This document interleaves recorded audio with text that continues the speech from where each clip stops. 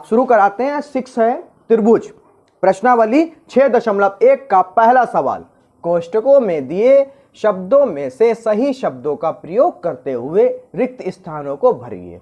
पहला है बेटा, सभी वृत्त होते हैं सर्वांगसम समरूप। व्हाट इज सर्वांगसम या समरूप? क्या होता है ये सर्वांगसम और समरूप? सबसे पहला ख्याल ये आया, क्योंकि अगर आप बच्चों ने 9th में सही से त्रिभुज और रेखाएं कोण नहीं पढ़ा तो आप लोग ये नहीं समझ पाएंगे।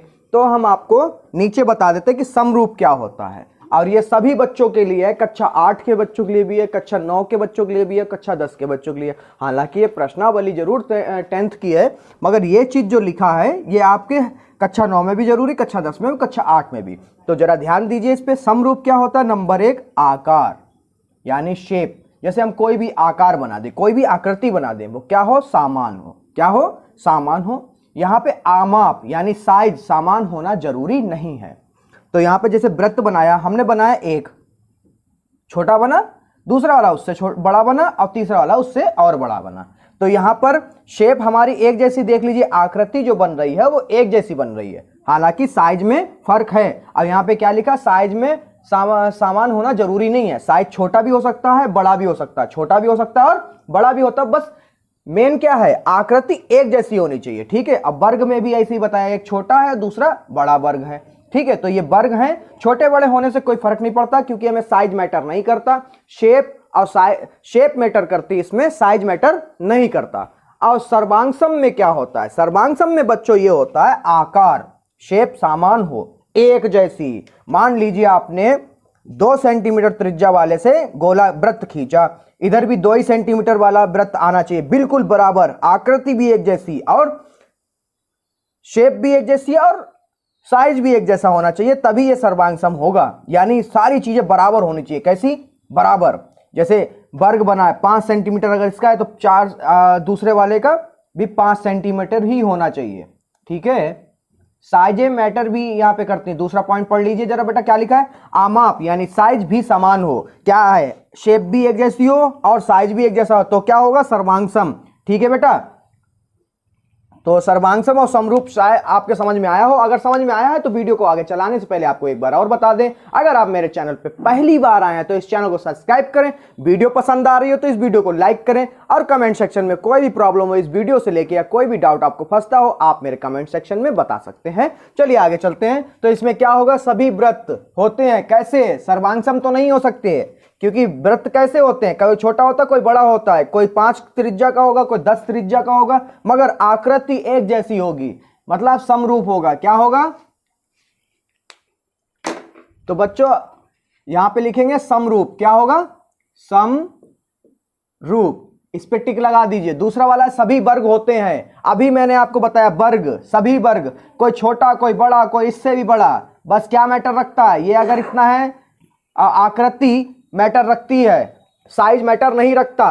तो यहां पर क्या होगा? सभी वर्ग, सभी वर्ग, कोई भी छोटा कोई भी बड़ा, तो यहां पे क्या होगा? ये भी समरूप होगा। ठीक है। समरूप।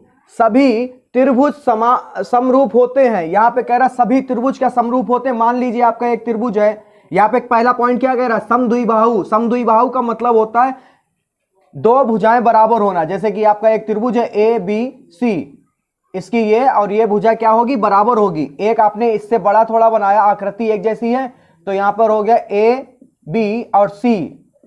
ठीक है। मगर इसके कोण जो है बदल जाएंगे, तो यहां पर हमारा ये तो नहीं हो सकता, बचा हुआ एक ऑप्शन हो सकता है। क्या होगा? समबाहु।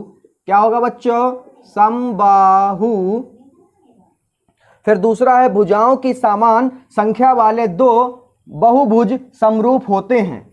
क्या होते हैं? बहुभुज। बहुभुज का मतलब होता है 3 भुजाओं से अधिक। चलिए बहुभुज बना लेते हैं भाई। एक ये है, अब एक आकृति में इससे बड़ा बना लेते हैं, क्योंकि समरूप का मतलब ही यही है कि हमें साइज मैटर नहीं करता। ठीक है। और शेप मैटर नहीं करता, बस एक जैसा होना चाहिए। उसके साइज कितनी भी हो, जैसे मान लो इसका 5 है तो ये भी 5, ये भी 5, ये भी 5 सेंटीमीटर, ये भी 5 सेंटीमीटर, ये भी 5 सेंटीमीटर, और ये 10 और ये 10 और ये 10 और ये 10 सेंटीमीटर, ये भी 10 सेंटीमीटर और ये भी 10 सेंटीमीटर। आपने मान लीजिए 5 इस वाली लाइन का और इस वाली लाइन का निकाला तो 5/10 हुआ, ठीक है, कितना है 1/2, ठीक है। अब इस वाली लाइन का और इस वाली लाइन का निकाला तो भी क्या आएगा 5/10, तो कितना है 5 कम 5 5 दूनी 10, यानी 1/2 बराबर 1/2, यानी उसके संगत कोण क्या है, संगत कोण क्या होंगे, मान लो ये 60 डिग्री है, ये 60 डिग्री है तो ये भी 60 डिग्री होगा, ठीक है। संगत कोण क्या होंगे, बराबर, कैसे होंगे बच्चों, बराबर। हमने आपको बना के बता दिया, आप सभी लोग बच्चों ध्यान से देखिए इस क्वेश्चन को। दूसरा कह रहा उसकी संगत भुजाएं होंगी, कैसी भुजाएं होंगी, बराबर होंगी। बराबर का मतलब समानुपाती, ठीक है, कोण बराबर होंगे मगर यहां पे क्या है, समानुपाती, ठीक है, यहां पे लिखेंगे समानुपाती, ठीक है, ये वाला, और पहले में ये वाला और दूसरे में ये वाला। पूरी उम्मीद करता हूं ये क्वेश्चन आपके समझ में आया होगा। इसके बाद में दूसरा क्वेश्चन समझाने से पहले आपसे फिर एक बार रिक्वेस्ट करते हैं, कृपया करके मेरे चैनल को सब्सक्राइब करें। अगर मेरे वीडियो आपको पसंद आ रही है तो इस वीडियो को लाइक करना ना भूलें। सवाल नंबर 2, सवाल नंबर 2 देखिए, निम्नलिखित युग्मों के 2 भिन्न भिन्न उदाहरण दीजिए। पहला है समरूप आकृतियां, तो आपको 2 ऐसे उदाहरण देने हैं जिसमें क्या हो, समरूप आकृतियां आपको प्रतीत हो, प्रदर्शित हो रही हो। तो हमने एक आयत बनाया, एक छोटा बनाया और एक बड़ा बनाया, ठीक है। अब इसकी आकृति तो एक जैसी है मगर यहाँ पे साइज जो है अलग अलग है। तो यहाँ पे जब आकृतियां एक जैसी हो और साइज मतलब लंबाई और चौड़ाई अलग अलग हो तो उसको क्या होता है, समरूप आकृति। तो एक उदाहरण ये हो गया ए वाला।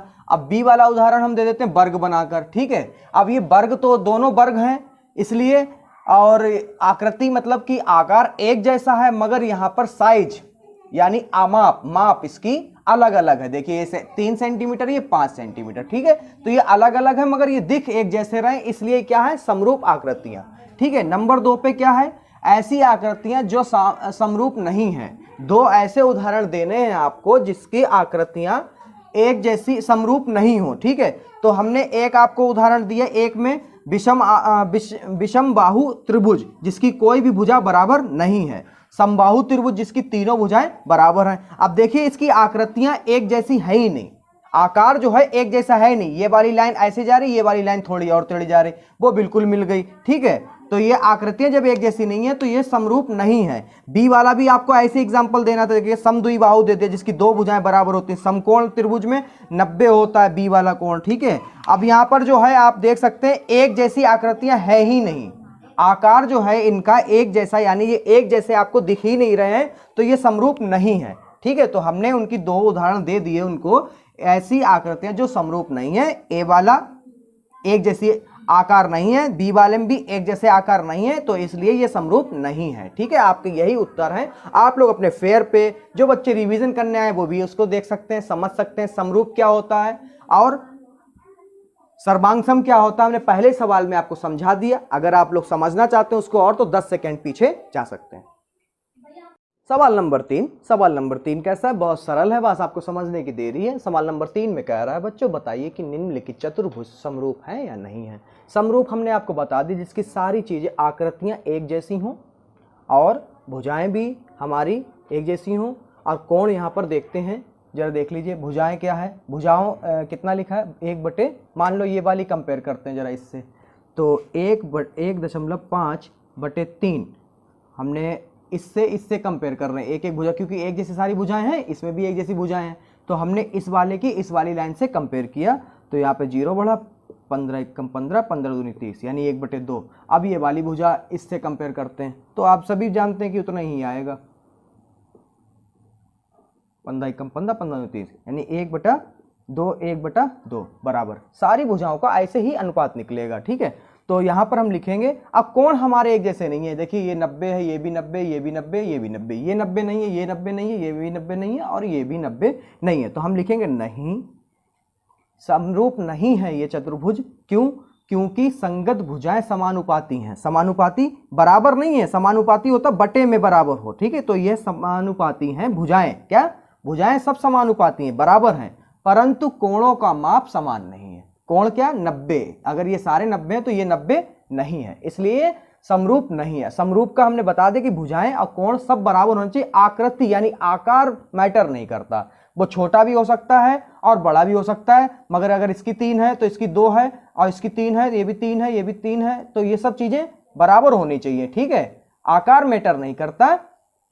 और यहां पर कोण, तो यहां पे आकार तो एक जैसे, भुजाएं सारी बराबर हैं, परंतु कोण बराबर नहीं है, इसलिए समरूप नहीं है। तो हमने आपको फिर से एक बार रिपीट कर दें, नहीं, समरूप नहीं है, क्योंकि संगत भुजाएं समानुपाती हैं परंतु कोणों का माप समान नहीं है। ये प्रश्नावली यहीं पे समाप्त करते हैं।